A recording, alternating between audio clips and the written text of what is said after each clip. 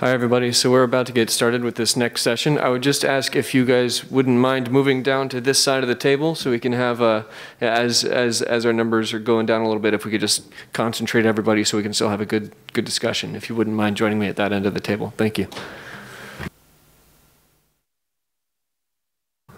Even the people who are sort of used to sitting in the back row, please don't feel afraid to join us at the big table here if you'd like.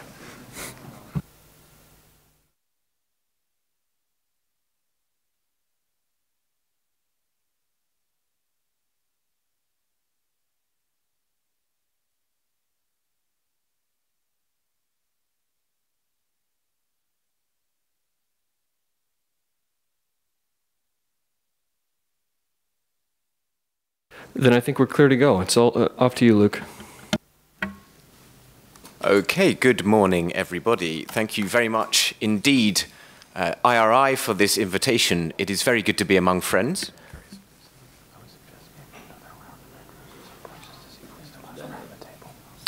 Yes, of course. All right. I was looking at the book this morning. Thank you.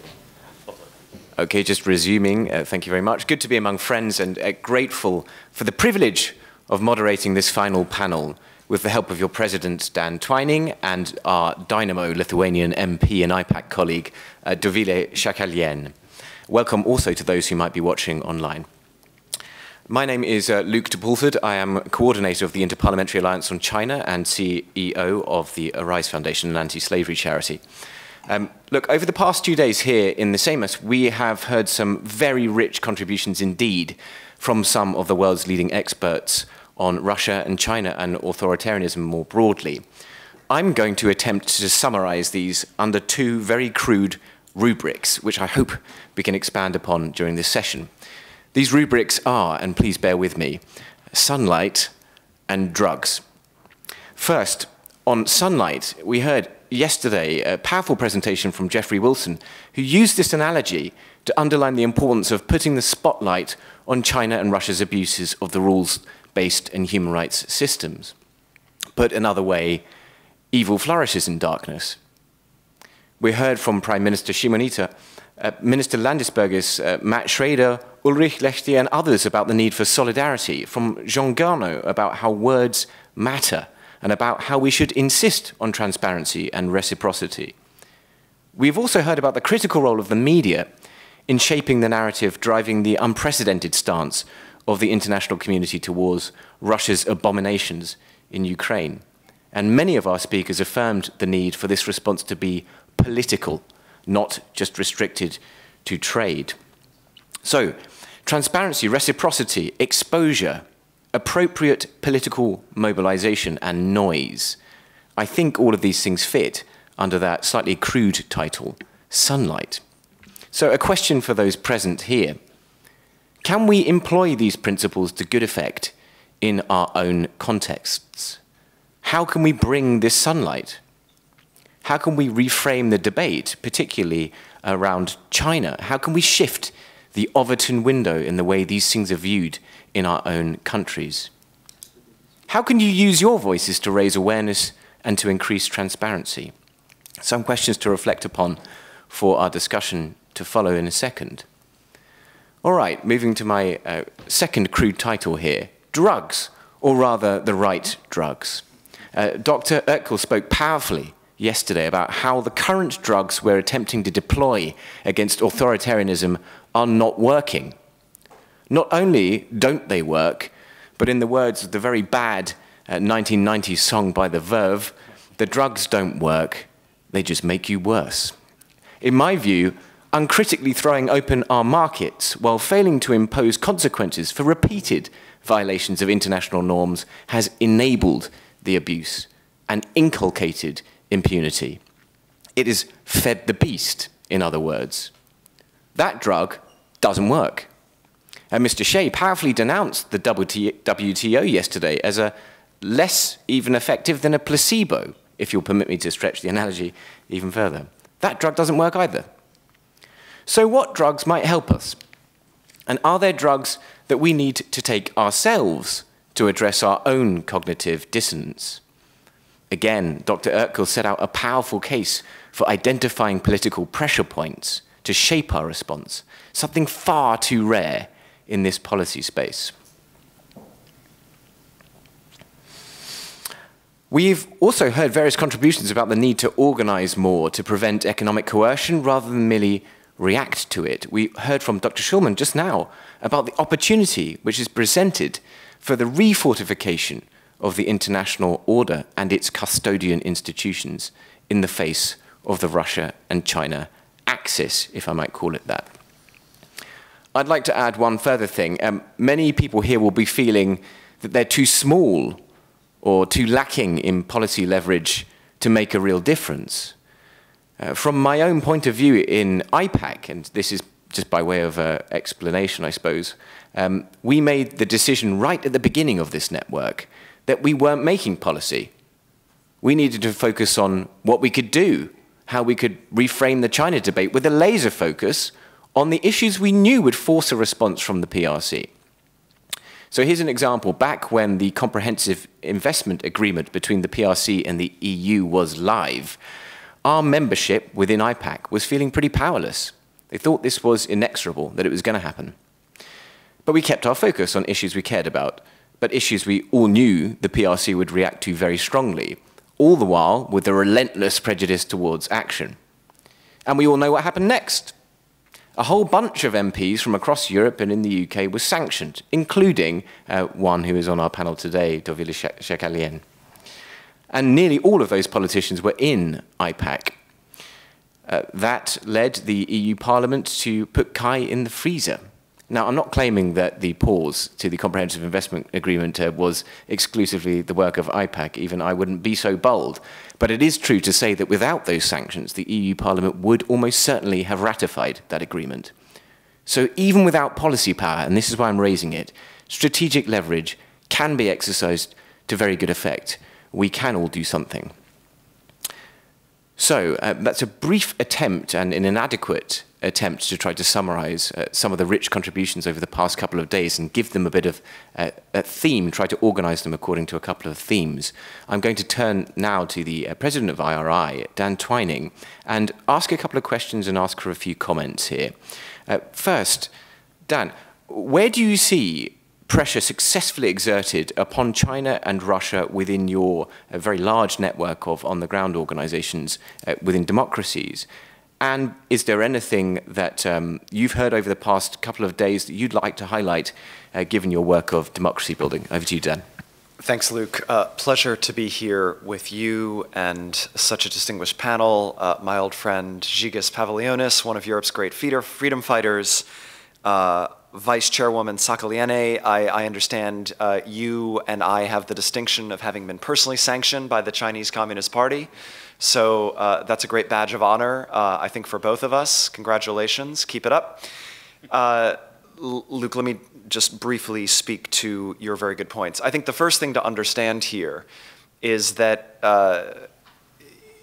Putin is assaulting Ukraine because its democratic experiment has been so successful, in fact. And in fact, one of the best things we can do to protect and enlarge and extend the democratic world is to invest in democratic success stories. That also, of course, includes Taiwan. Xi Jinping is so obsessed with Taiwan, not because it's a small island of 23 million people, but because it is a vigorous Chinese democracy that puts the lie to his argument and the CCP argument that one man, one party rule is somehow Confucian and more consonant with East Asian culture than the fact that actually democracy is quite vigorous, not just in Taiwan, but in many countries in Asia, and that it may also be China's ultimate destiny. So we should understand that Ukraine and Taiwan are both frontline states, and again, authoritarian aggression against them is not a sign of some kind of failure by the democracies, that in fact, perhaps our failure stems from the fact that our strong democratic unity in this current moment has only arisen after the conflict has begun.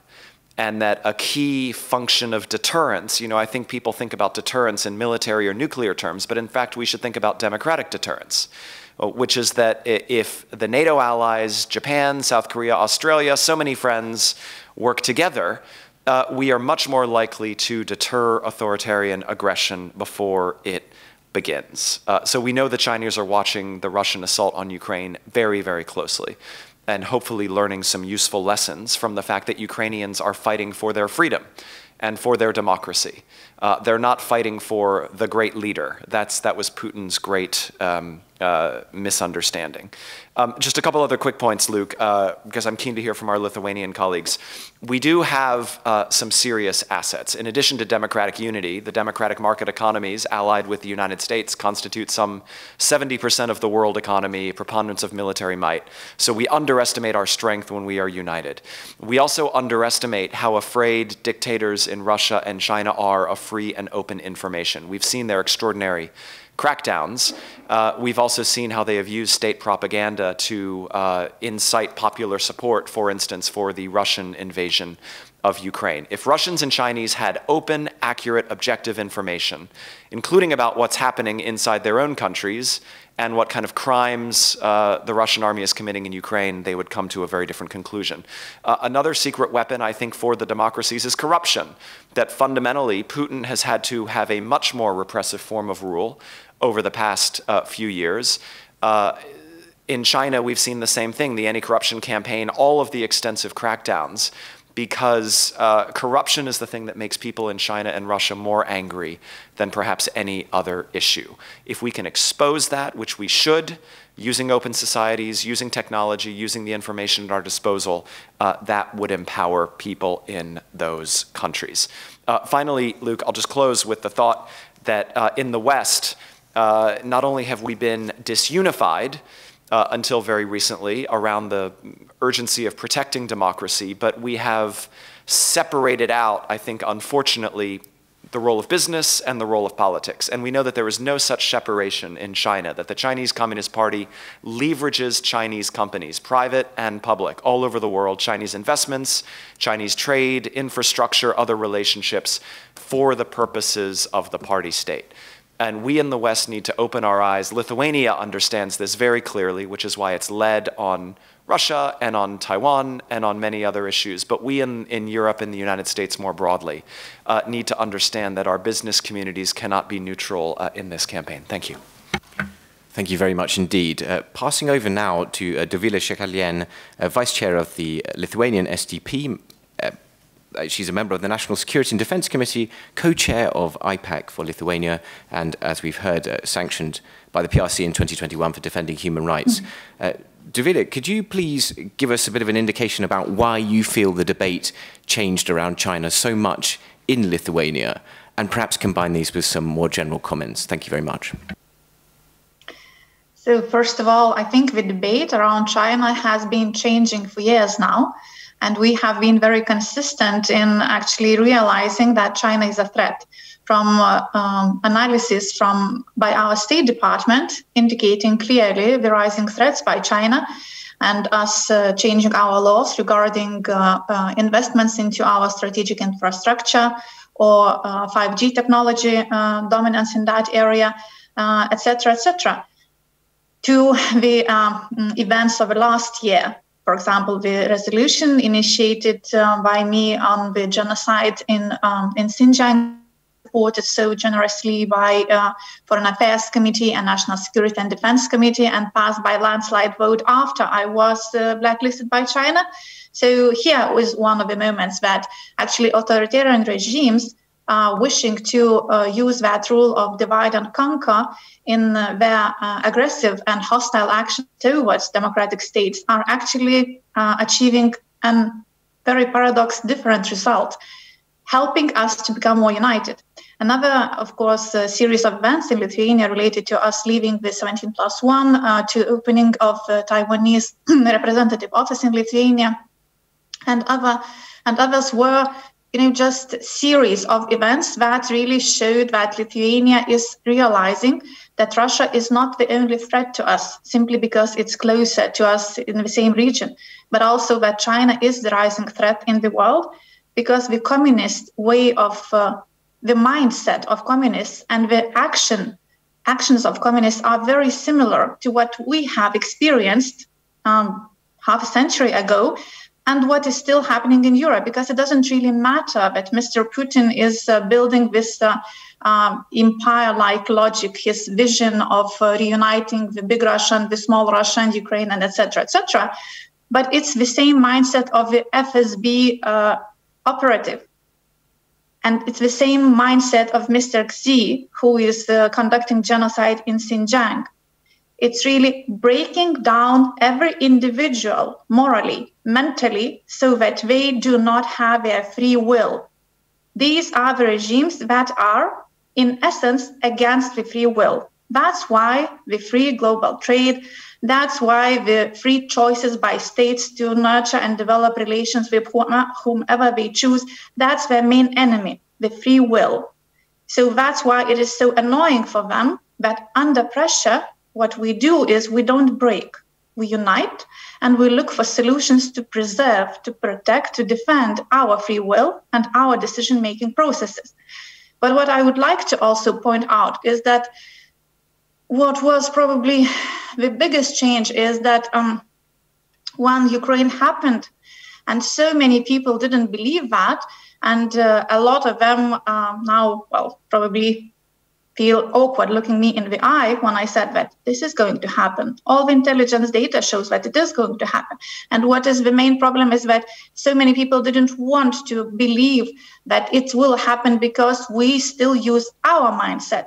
Rational, logical, well, very often pragmatic, but anyhow, looking forward to sustainability, to viability of our states, of our governments, and etc. Whereas with Mr. Putin, it's preservation of his own individual power, using whatever he has to, and also building the empire, which is focused around him, an individual, the Tsar image. So in this sense, for many people, I think this is now the breaking point, understanding yet, yes, the dictators now in the 21st century can go much further than we imagine. And no, they are not operating under the same set of rules that we are, because they are really not thinking rationally. They are thinking pragmatically based on their own individual goals and unjustified visions. So that is, I think, what we have to have in mind. And I have given interviews, I think in December, where I said that China is taking notes on how we are reacting. And I believe I said that our unity, our efficiency, and speed of our response will be the three defining criteria on how far these authoritarian regimes will go. So in this sense, we have made a lot of mistakes, but I think we are improving very, very quickly. I hope quick enough. Thank you very much indeed, Dovile. Mr. Vilnius, chair of the Seimas Foreign Affairs Committee and long-time campaigner against authoritarianism, of the things you've heard over the past few days, what would you say sticks in your mind as an idea that you will seek to deploy or add to your already burgeoning arsenal of initiatives against authoritarianism in Lithuania? Thank you so much, former chair, but still fighting for freedom. Well, just a few thoughts. First of all, thank you for coming at this crucial moment from all, the capitals of freedom, because this time is crucial. And I will try to explain why. To make it simple, if we lose in Ukraine, we lose it all. All the dictators will do their own conclusions. They will apply the tactic of Putin to destroy the rest, and we will pay the huge in different areas. But if we win, that will create the moment that Damon Wilson, president of National Endowment Democracy, just last week in our debate called maybe the beginning of the fourth way of democratization, if we read Huntington. And I feel this is exactly it. I feel this is the end of Putin's regime, and we are watching its demise. But we have to work very hard. But if this is happening, the old good dream of Bush, the father, about Europe whole and free would actually be realized. You cannot even imagine what kind of impact it will make on Belarus, on Moldova, on Caucasus, on Central Asia, and Russia itself. And I speak only about this region. So what kind of lessons we can learn from this drama today? First of all, listen to Lithuanians and other borderline nations. Honestly, we've been telling about the threat of Putin for 22 years. From 2000, I was then political director, deputy foreign minister, marching all the capitals and saying, together with Polish brothers, what are you doing with Putin? Why do you invest money and open your markets for the killer who is, demising the last remnants of democracy in Russia? If he does it, the tanks will roll over the borders. Nobody believed us. They thought we are really damaged, stupid, post-Soviet traumas and so on. We've been telling, year before Georgia was attacked that it will be attacked. Nobody was listening. So always listen to what those borderline countries like Taiwan, Ukraine, Lithuania, Moldova, and others are telling, because we are the litmus test. Carl Bildt was writing about that in '94. Listen to what Bolt said. If they go red, go red. Don't delay your reaction. Other lesson, follow the Bolts, follow Lithuanians. If we do something on Taiwan, we do it for a reason.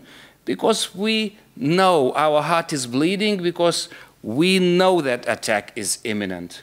Because we feel it with our bones. It's 1,000 years of circulating with similar type of states here. Then it's also time of unity. Like Dan was saying yesterday, I would love my American brothers to stay together finally and unite for democracy. It's bleeding to see how they fight inside, how they close themselves from the world, they isolate, and they leave it, for us only.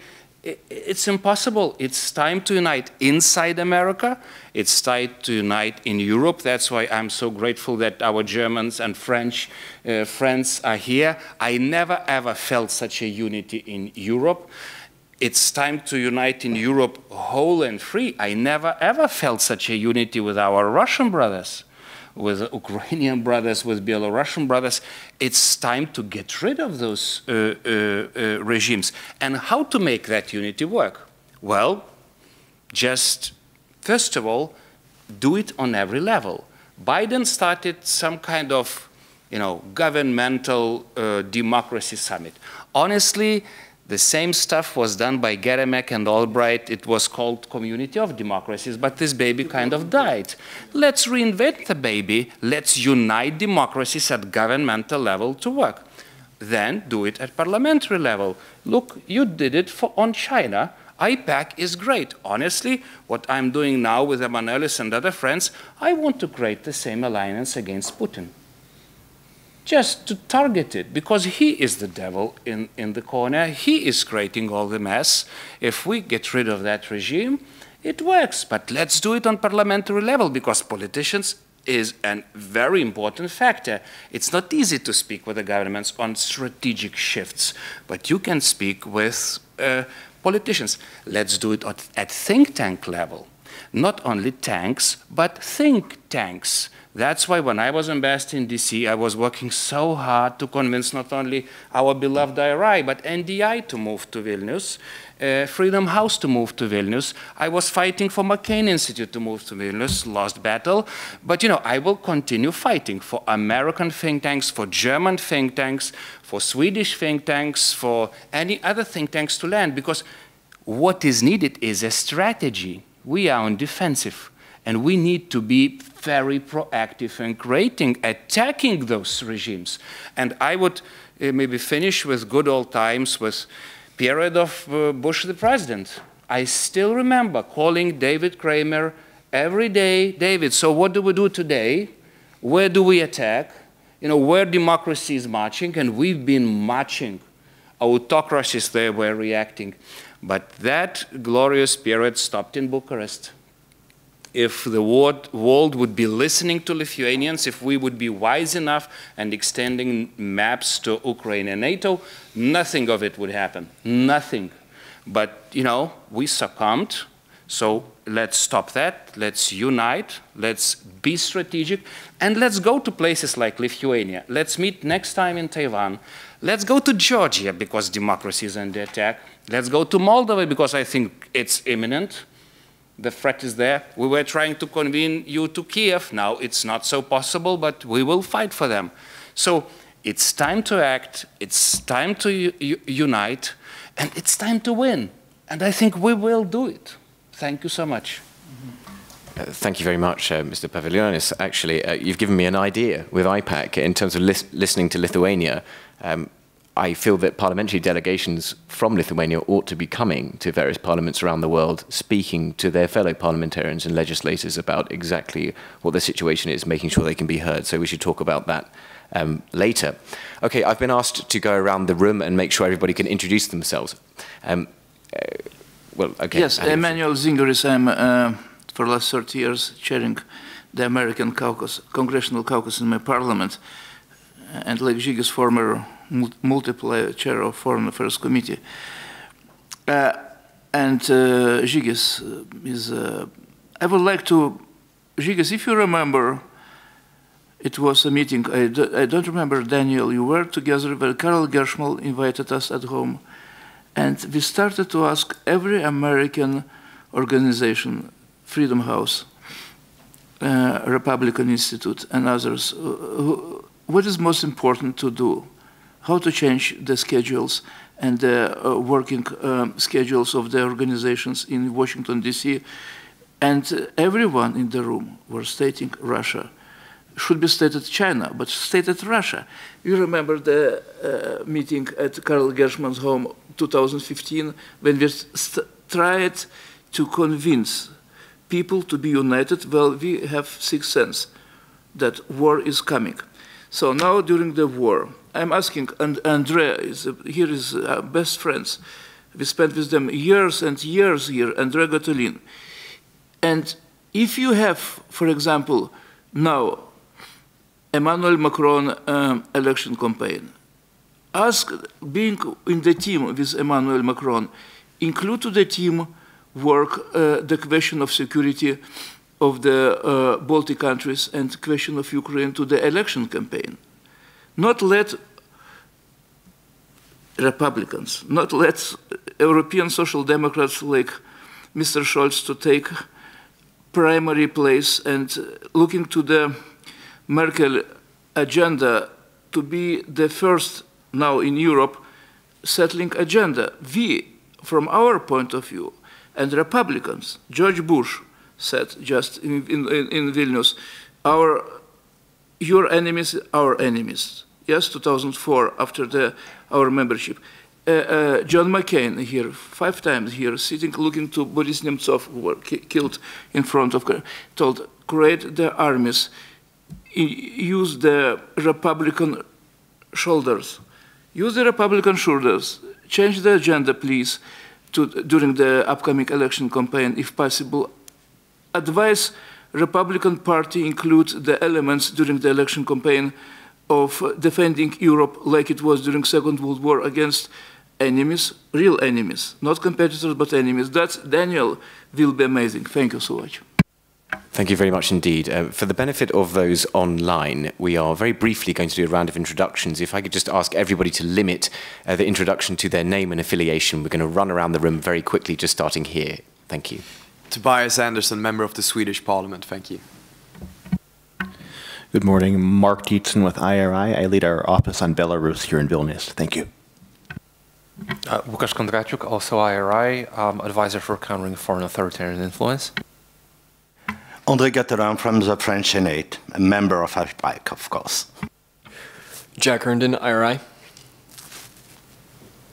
Vykintas Vaitkevičius, Deputy Executive Secretary from Homeland Union, Lithuanian Christian Democrats. Martinas Privelis, Executive Secretary of Homeland Union. Jason Worlidge, IRI. Adam George, IRI. I'm advisor of Marius Matiashaitis. David Shulman, I lead the China program at the Atlantic Council. I'm Huang from Taiwan office. Matt Schrader, IRI. Anders Bichler, I work for Thomas Handel in the Bundestag. Thomas Handel, member of German Bundestag. Thank you very much indeed. If I may now open up to the floor for questions and comments, trying to focus, if we can, on what drugs we might deploy in our own little constituencies to try to push this agenda forward. I might, if I may, come to you first, Senator Gattelan, and ask you your reflections on France. Thank you. Yes, thank you, Luke. I would like to say one thing, that the Eastern and Middle Europe countries joined the European Union, most of the Western countries considered that it was a weight, it was a cost. In fact, it was a gift. We see the current situation. If we have heard about the Russian situation before, not only litigate about the rule of law inside each new democratic country, but if we have focus, and if we had offered a kind of a common defense, not something competitive or against the NATO, they would have joined on a very clear contract. I remember 4 years ago, 5 years ago, President Macron said, we have a problem with Europe. What is the teleology, the aim of Europe? Is it only a single market? This is not a view. And we have to recreate that. And we have today an attack against democracies from the outside, but also from the insiders. And the problem, in my opinion, is not the question of the institution, of the representation. People ask, in developed countries, they ask, direct democracy does not exist. We have a problem of goals, of view. We've dismissed the future. If you look at the way we think politics today, it's only on a short term. In France, we have a term, future, but we use it less and less. When there is a debate on future of Europe, we translate it l'avenir de l'Europe. L'avenir is a term that does not exist in English, but in Latin country is what is coming to come. It's short term. And we live in a kind of presentism. Everything is around the present, and the present is what? It's health, wealth, at the short term. What do we want to project? What are our common goals in a society? You can't have a strong democratic country without a aim for 50 or 100 years, a common way. And I told to Emmanuel Macron that if he runs for 5 more years, he has to create this political consensus on what is our value, our aim for 2050, and a common, also at the European level, but also at the, I would say, free world horizon. And this is a very difficult question, because today Europe is still an island of merchants. And we've seen the problem we had with some countries, because business is über alles always. And with China, we have to pay. We are not only here to take the money and to take profit of the situation. And I think that the question of future is something very important. We're living in a world without future in Europe. Why China is so powerful? It is a dictator, of course, but they have a view around 2049. I work with some Congress group, American Congress group, and I've seen during the 4 last years that everything on technology, on things are view 2050. And that's what we need as Europeans, because we cannot work together if we don't create this common future. A future is at the core of the democracy, and we must reinvent that. We have too many permanent TV channel information, continuous information. In France, we have 5 networks. If you're a politician, you have to reply immediately to something, to a question. And this is always about the present. When you want to talk, this kind of discussion is impossible inside the French democracy. I have to put the pressure to the president and the minister, say, what do you want? Okay, you cannot represent you by 5 years because your mandate is limited to 2 mandates. But what do you want for after you? What is our common view? Thank you very much indeed. Thank you, Senator Gattelan. Well, perhaps somebody in our panel would like to respond to that. Serious challenges about the soul of Europe and short-termism. Mr. Pavilionius, I'm going to come to you if I may. I would maybe challenge this discussion to make it more interesting. Look, this is what we are telling to our French and German friends from 2008. Look to Baltics. You made very good decisions altogether. In '93, Copenhagen European Council, '93, 2 years after our revolution, you opened the gates to EU. It was said, free trade agreements will be turned into association that might in time go to membership. You made it very clear to Russians, don't touch them. They belong to our club. NATO did the same. Finally in Prague, NATO summit. Please do it for Ukrainians and who are still fighting, because they are under attack of a very cruel, inhuman enemy. Make it very clear. This is the borderline. Because from experience of 1,000 years, we know those are not Russians. We draw the borders. Because you create a wonderful world. Don't be shy. Fight for it. And if Ukrainians today are asking for few jets, actually American mostly, just fly in and fly out on humanitarian mission. Make it very clear like you did during Georgia war, because Russians will backtrack. They will never fire at your planes because they are trying to scare you with nuclear war. But they will never ever do it. We know it. Listen to our instincts. We've been living with them for 1,000 years. Show your strength now and you will win the world. If you will not listen to what Zelensky is saying today, in a week or so, you might not have the voice of Zelensky at all. Do it now. This is the moment of, those are hours to react. So listen to those borderline countries again, because we did too many mistakes already on that front. Thank you very much. Davida Shakalian, I know you want to come in on this as well. Yes, thank you. And really, thank you, Andre. I think, as usually, your insights are just wonderful.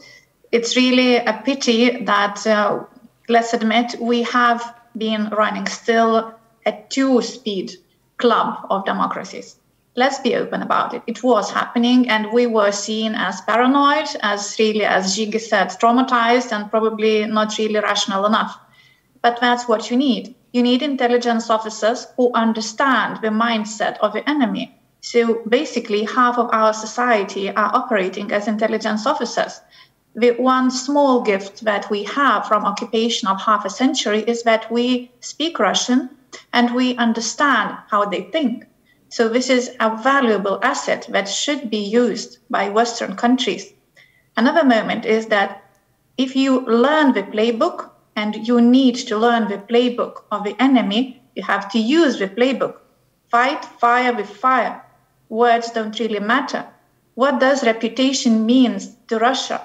If half of their society is completely disconnected from the world, another half is brainwashed, and if they even get information, they don't believe it.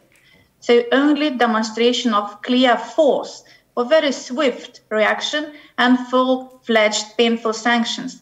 This process was breaking my heart when I saw that the sanctions were measured as drugs in the drugstore. Millimeter by millimeter of a small bottle of poison, full bottle of poison at once on the head of the enemy. Only that works. Another moment is that we have to include Ukraine into our club. membership plan for EU and for NATO, because now they are fighting NATO war without NATO being there on the land. We understand, all of us, that this is what's happening there. People bombed and killed every day is very close to our doors. How long they will hold if we are not helping them with all what we can?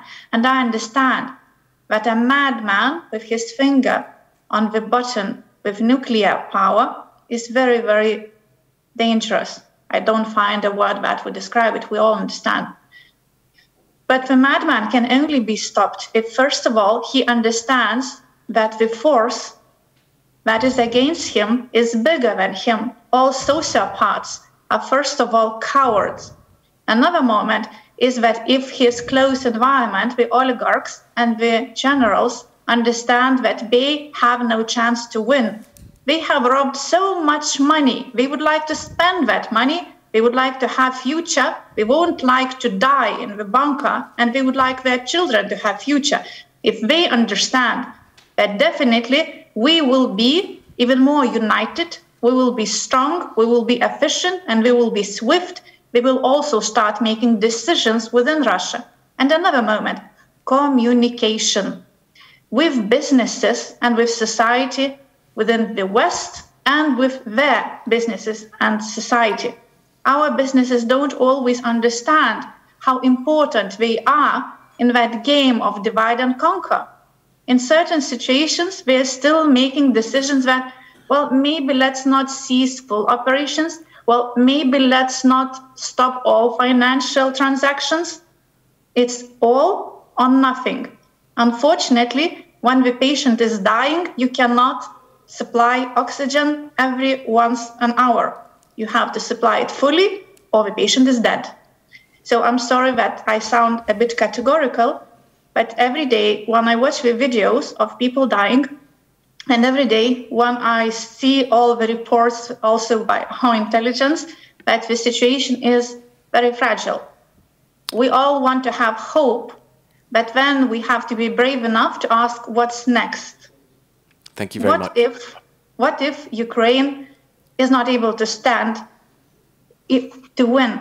Then in this case, we have to really realize that it's not only the Baltics who are next, but the whole global world order will be down. So let's try to be as brave as the Ukrainians are today. Thanks. Thank you very much, Dovile. Just being mindful of time, if I could ask everybody just to limit their contributions so we can get as many in as possible. Just going over to Sweden here for a question. Thank you.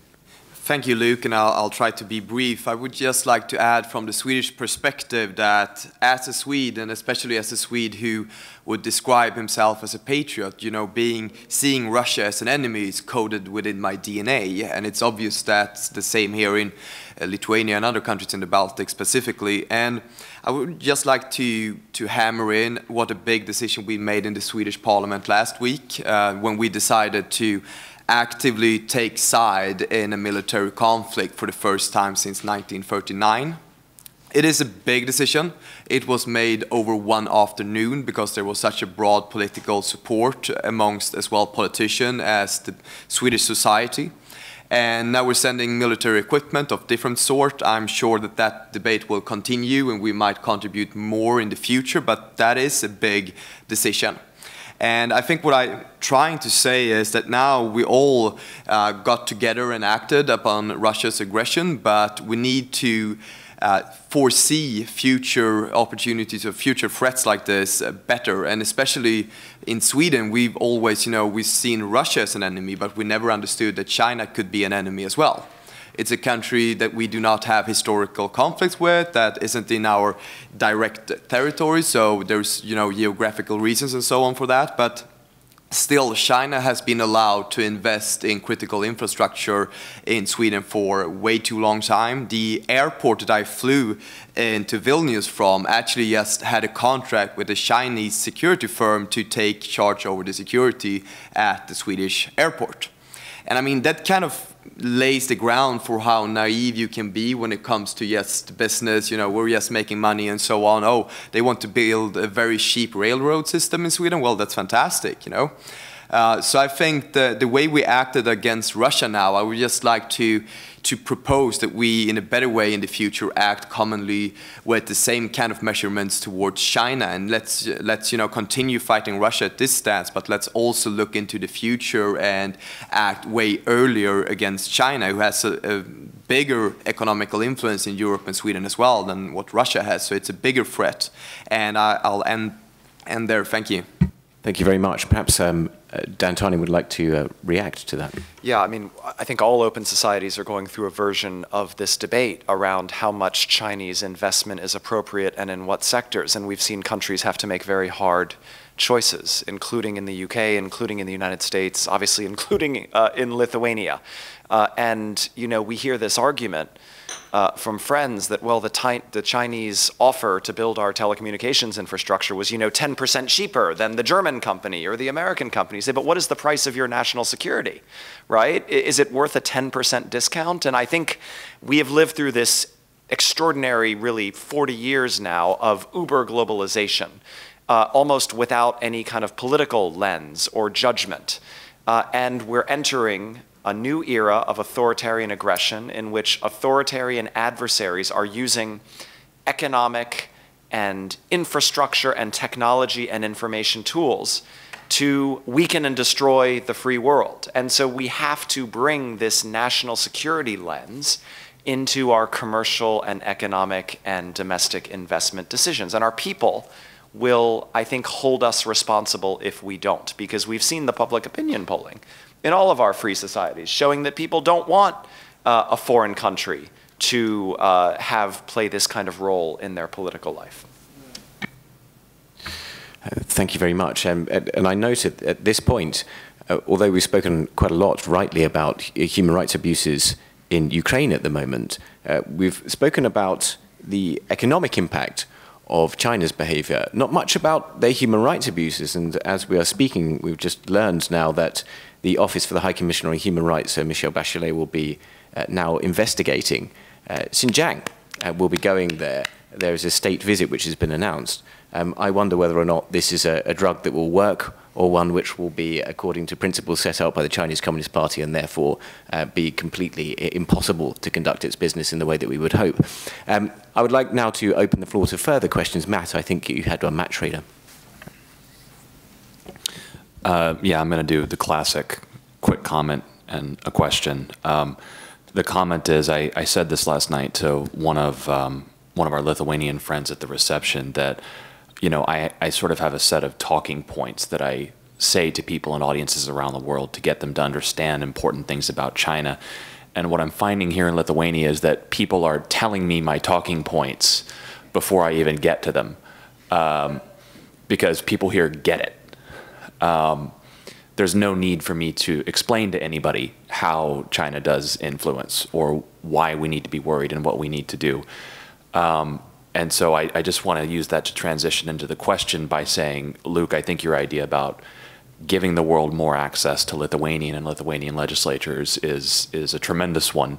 And I would love to see Lithuanians in DC and indeed in some of the other places that we operate around the world in IRI, frankly. I don't think it would be out of place to have Lithuanians speaking to people in Latin America, people in Africa, people in Southeast Asia. You know, that's why we wanted somebody from Australia here at this, is because people need to be hearing the wisdom and the experiences of people from other countries. The question, a good friend of mine by the name of Peter Mattis, who's an expert on the Chinese Communist Party, he likes to use a phrase called preemption in the world of ideas as a way that the Chinese Communist Party tries to shape debate both within its country and outside its country. The idea is to eliminate conversation about certain topics such that the ideas and policies connected with them become impossible. You know, the idea that China's rise is inevitable is a good example of this. And so the question, the challenge I would put to people in this room is, what are the actions that we're able to take here, these folks, so that we can begin enacting our own version of preemption in the world of ideas? What are things that we can do? And I think we have to bring the discussion in a practical level back to the question of Taiwan and our friends of Taiwan. What are things we can do here to make the idea of war with Taiwan impossible? to draw Europe more closely into this conversation, to build interconnections. And I mean, like one very modest proposal I might make is, you know, so China has its own China-Europe think tank network. Is there a Taiwan-Europe think tank network? Or is there a Baltic-Taiwan think tank network? Does such a thing exist? Would it be within the power of people in this room to help make something like that happen? Just start building these connections, get Taiwan more present. And so I see Jigas has his hand up, so I'm going to cede the floor and let him go. Please. Thought, yes, we are actually trying to ask Taiwanese to build a think tank in Vilnius because we are fighting that war and we need brains and arguments. But I'm just thinking about old Reagan-created infrastructure. Actually, IRI, NDI, and National Endowment for Democracy. You build a network, you build an army. Now it's time to use that army. We need everyday reaction. We need to be connected. You are our connection. Let's create those signal, what other groups. Let's discuss it together. Like we discussed it also with Damon. You know, it should be quick reaction, special forces style of work. If democracy is under attack today, I don't know, in Taiwan or in Ukraine, let's discuss it. You know, let's react. Let's not only use those little, you know, poison dose in, I don't know, half a year and do nothing, actually, even to empower the aggressor. It should be creative, proactive, and we should think how to advance freedom agenda, but we need to be interconnected. And that's the beauty of post-pandemic world. We are all interconnected, and we have an infrastructure, but let's use it for attacking the enemy and creating the freedom zone. And you have it. This conference is an evidence. You did it. You do it. Thank you. Dan or Davila, do you want to react to the question that was put about Taiwan, particularly by Matt? So, please. First of all, I agree fully that what we need to do is really to make better connections between people working in that area. I mean, experts, thinkers, scientists, but also include politicians. And what I think about IPAC is really amazing that we have connected people all around the world who have devotion and competence and energy to do that. What is a problem probably about Lithuania that we do have to develop the network of our think tanks to be better and to cover more issues. And in there, I'm not afraid to admit that we would also need help. And what I think is amazing is that we can connect your expertise and knowledge and resources with our, as I said, sort of intelligence operatives network that we have here, and really understanding certain situations from the position of someone who has experienced a lot of things on our skin, and that what we can apply to Taiwan. That what we can apply about understanding of the way that communist regimes think, because Mr. Xi has revived the Stalin-era communism, and that is something that we are very familiar with.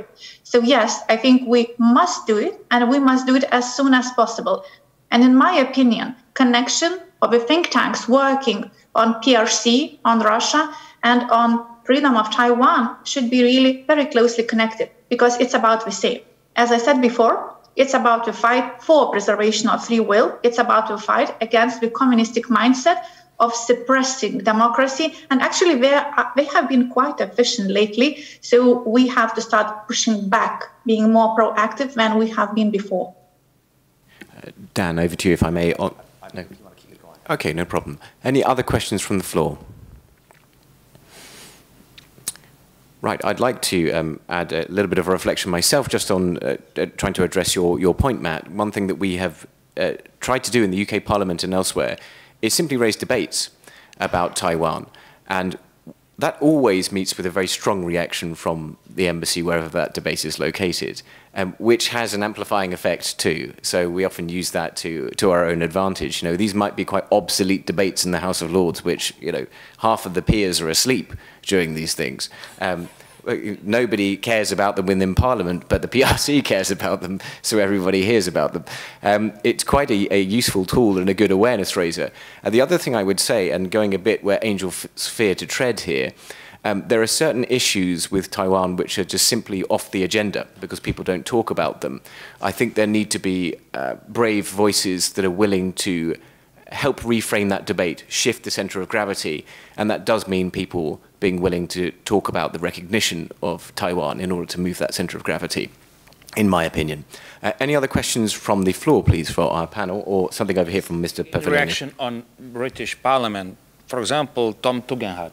Honestly, he was a hero for the last year, connecting us Lithuanian members of Parliament to the Hill, to German Bundestag, to French National Assembly or Senate. You know, sometimes you need one brave man with connections just to connect it all, and we've been fighting all those fronts even before those tragedies erupted. So the more American or British or, you know, some other powerful parliaments can do in bringing that world together, because yes, like Davila was saying, we have expertise, we have this intelligence, you know, we have knowledge, but we need to get that world united, and we need your leadership.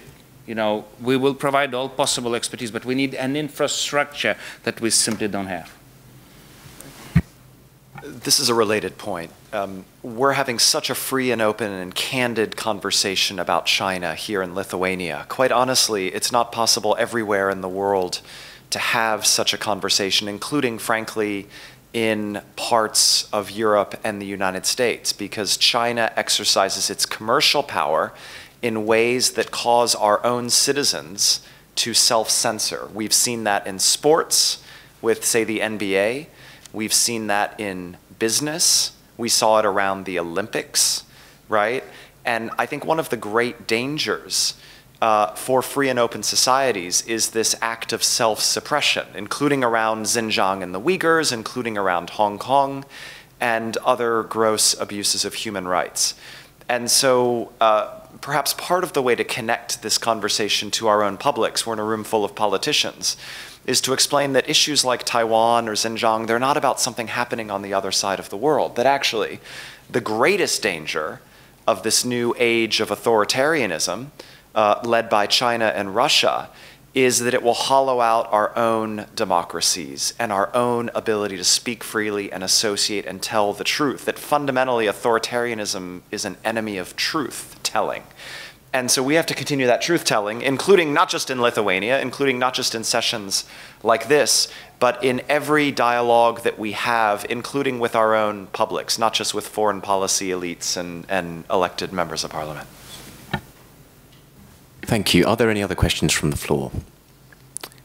Okay, if not, I think what I will do is, again, very inadequately, aside from thanking this wonderful panel who's joined us today, just attempt to summarize this conversation and say that I think aside from some highly creative and exciting initiatives which have been raised over these last couple of days, and the highly reflective way, I think, in the way that the politicians particularly, but others too, have engaged with the need to wrestle with our own demons about self-suppression, as Dan named it, or the search for unity, or the search for the soul of Europe. All of these things, I think, are the key questions that are going to set the agenda for the next 10 years, if not beyond, and certainly put us in a better position to be able to confront authoritarianism with the vigor that it demands. As André Gattelin said just before, Senator Gattelin, just before he left, we are in this crisis being presented with something of a gift to reassess where we currently stand, to re-establish what it was that caused the international community to be erected in the first place. And despite that hardship, we must accept it. So thank you very much indeed for this wonderful discussion. I'd like to cede the floor now to Dan Twining, just to wrap things up. I will wrap things up by thanking all of our colleagues who made this possible, along with all of you here in the Prime Minister's office. That includes Jonas Servila, our friends in the Lithuanian Parliament, including Žygius Paviljonis, our friends in the Homeland Union, including Martynas Prevelis, our friends in the Lithuanian MFA, including Mantas Adaminas, and then at IRI, our colleagues, my colleagues, Matt Schrader, Jack Herndon, Jason Rollridge, Adam George, Mark Dietzen, and Lukas Kondrasiuk. Thank you all. This has been excellent. Thank you, Luke.